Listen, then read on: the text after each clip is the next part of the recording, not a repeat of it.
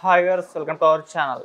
సజ్జల సజ్జల గారిని మరొకసారి జగన్మోహన్ రెడ్డి గారు అక్కున చేర్చుకున్నారని చెప్పుకోవచ్చు. అంటే అంతకుముందు ఆయన పైన కొన్ని ఆరోపణలు అయితే వచ్చాయి. అసలు వైసీపీ అధికారం కోల్పోవడానికి కారణమే సజ్జల గారు అని చెప్పేసి కూడా చాలామంది విమర్శించేశారు. ఇప్పుడు మళ్ళీ సజ్జల గారికి ఒక కీలకమైన బాధ్యతలు అయితే జగన్మోహన్ రెడ్డి గారు అప్పగించడం చూస్తున్నాం. మరి ఇది ఎటువంటి పరిణామాలకు అంటే ఎటువంటి పరిణామాలు తీసుకునే ఛాన్స్ ఉంది, మళ్ళీ వైసీపీ గాడిన పడే అవకాశం కనిపిస్తుందా లేదా? ఇప్పుడు ఇదే అంశం మీద డిస్కస్ చేయడానికి ప్రజెంట్ మనతో పాటు జగదేవ్ గారు సీనియర్ జర్నలిస్ట్ ఉన్నారు. వారితో ఒకసారి మాట్లాడి తెలుసుకుందాం. సార్ నమస్కారం. సార్ నమస్తే సార్, సజ్జల గారికి వైసీపీ రాష్ట్ర కోఆర్డినేటర్గా నియమించడం మనం చూస్తూ ఉన్నాం సార్. సో అంతకుముందు చాలా రూమర్స్ స్ప్రెడ్ అయ్యాయి. సజ్జల గారిని జగన్మోహన్ రెడ్డి గారు దూరం పెట్టేశారు. ఎందుకు అని అంటే వైసీపీ ఓడమి కారణమే సజ్జల గారు అని చెప్పేసి కొన్ని ఆరోపణలు ప్రచారంలో ఉండడం మనం చూస్తాం. మళ్ళీ ఇప్పుడు కోఆర్డినేటర్గా చేయడం వెనుకున్న వ్యూహం ఏంటి? మరి ఇప్పుడు వైసీపీ పార్టీ ఎటువంటి పరిణామాలు దీనివల్ల ఎదుర్కొనే ఛాన్సెస్ ఉంది? మళ్ళీ గాడిన పడే అవకాశం ఉందా లేదా? ఏం జరగచ్చు సార్, మీరేం చెప్తారు? సజ్జల గారికి మీరు అన్నట్టు మళ్ళీ స్టేట్ కోఆర్డినేటర్ బాధ్యతలు ఇచ్చారు. ఈ అప్పగించినప్పుడు ఎటువైపు దారి తీస్తుంది అనేది సందేహం. మీరు అన్నట్టు ఆ వార్తలు అయితే బాగా వినిపించాయి. సజ్జల గారికే పెద్దపీట వేశారు. సకల శాఖ మంత్రి అన్నోన్ ఆల్ దాన్ని ఏమంటారు క్యాబినెట్స్ అన్నట్టుగా ఒక ట్రోల్స్ అయితే జరిగేవి. అది చాలదన్నట్టు వాళ్ళ అబ్బాయి భార్గవ్ రెడ్డి గారికి కూడా సోషల్ మీడియాలో ఇన్ఛార్జ్గా చేయడము, ఆయనే అన్ని చూసుకున్నారని, ఐపాక్ టీంను కూడా ఆయన కనుసన్నల్లో నడిచేదని, ఆయన ఇష్టం వచ్చినట్టు పోస్టులు పెట్టేవారని కూడా ఒక వార్తలు ఉన్నాయి. ఇవన్నీ జరిగిన తర్వాత కూటమి గవర్నమెంట్ ఫామ్ అయింది.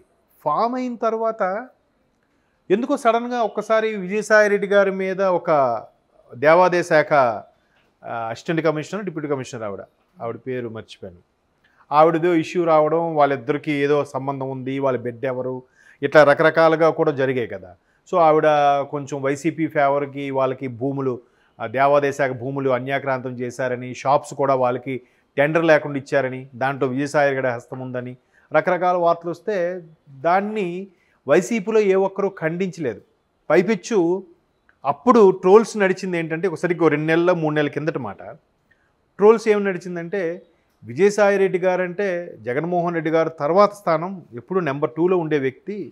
ఆయన సొంత వ్యవహారాలు కానీ, రాజకీయ వ్యవహారాలు కానీ, కుటుంబ వ్యవహారాలు కానీ ప్రతిదీ కూడా చూసుకున్నది విజయసాయి రెడ్డి గారు. విజయసాయి రెడ్డి గారి పెత్తనాన్ని తట్టుకోలేకే ఎవరో వైసీపీకి చెందిన వాళ్ళు ఈ విధంగా ట్రోల్స్ చేస్తున్నారు, ఇది కూటమికి బాధ్యత కాదు అని కూడా కొన్ని వార్తలు చూసాం.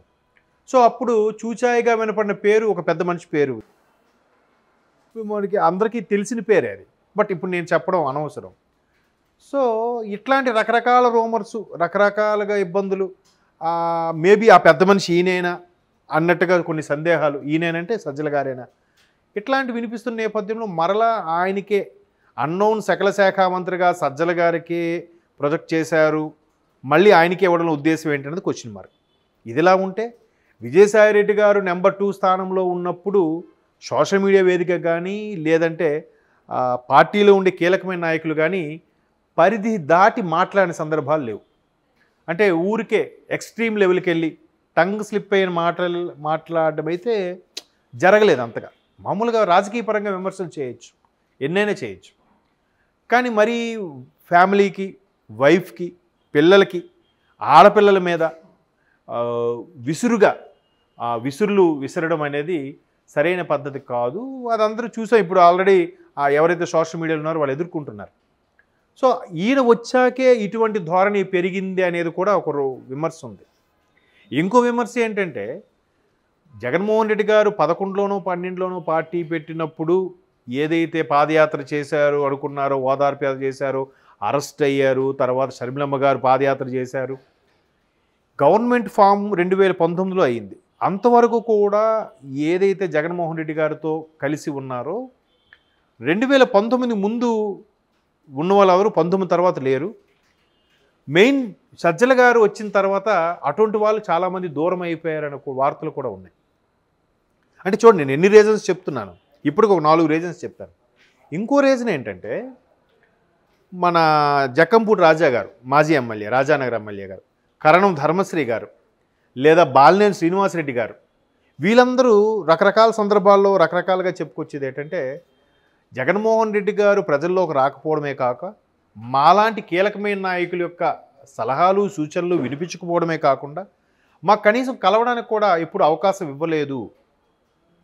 కనీసం మేము కలవడానికి వెళ్తే సార్ బిజీగా ఉన్నారు, నెక్స్ట్ వీకో లేకపోతే నెక్స్ట్ మంతేనా మీకు అపాయింట్మెంట్ ఇస్తాం రండి అని ఎప్పుడు చెప్పలేదు. దానికి సంబంధించి ప్రధానంగా ఈ గేమ్ ప్లే చేసింది సజ్జల గారు, ధనుంజయ్ గారే అనేది వాళ్ళ ఆరోపణ.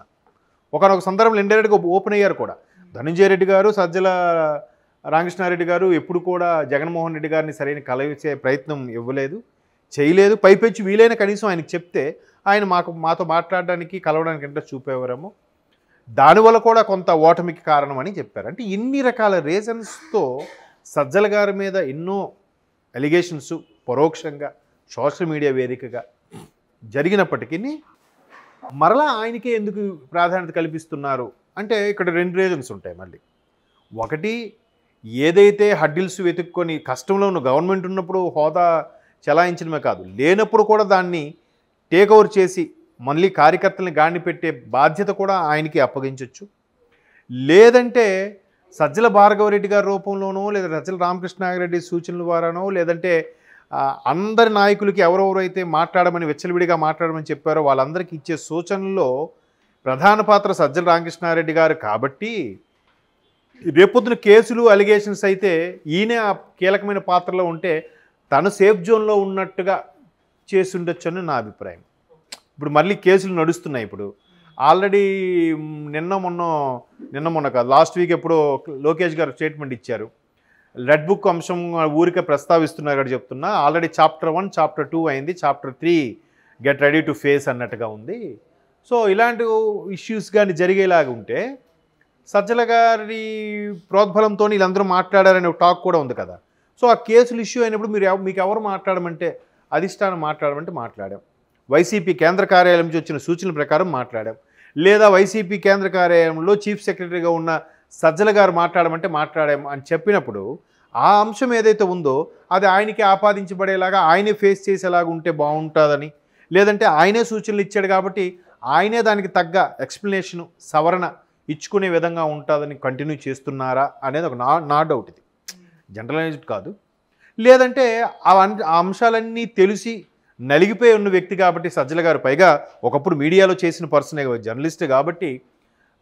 మీడియా పర్సనే కాబట్టి ఆయన ఇలాంటివి కొంచెం చాకచక్యంగా ఎదుర్కోగలుగుతారనే ఉద్దేశంలో కూడా జగన్మోహన్ రెడ్డి గారు ఆయనకే కొనసాగించే అవకాశం ఇస్తే ఇచ్చుండొచ్చు. ఇంకొక రీజన్ కూడా ఉంది. నేను ఇప్పుడు 2 ఆప్షన్స్, ఒకటి గాడిని పెట్టొచ్చని, రెండవది అప్పుడు ఆ సీక్వెన్స్ అన్నీ ఏవైతే ఉన్నాయో వాటిని మళ్ళీ ఈ సీక్వెన్స్కి ఎదుర్కోవాలంటే ఆయనైతే సమాధానం చెప్పగలడు. మూడవది సరైన నాయకులు లేరేమో కదా. ఇప్పుడు వైసీపీ ఒకటి కూటమిలో వాళ్ళు ఎవరైతే అటాక్ చేసుకోవాలనుకుంటున్నారో వెళ్ళిపోవడం ఒకటి, కొంతమంది గోడ మీద పిల్లుల్లాగా ఉన్నారు, కొంతమంది మనకెందుకు లేని స్తబ్దుగా ఉన్నారు కదా, కొంతమంది అసలు బయటికే రావట్లేదు. సో ఇంకెవరున్నారు రాష్ట్ర స్థాయి నాయకులుగా చలామణి అవ్వడానికి, ఆ ఛార్జ్ తీసుకొని భరించడానికి, దేనికైనా సై అంటూ ప్రభుత్వానికి ఎదురె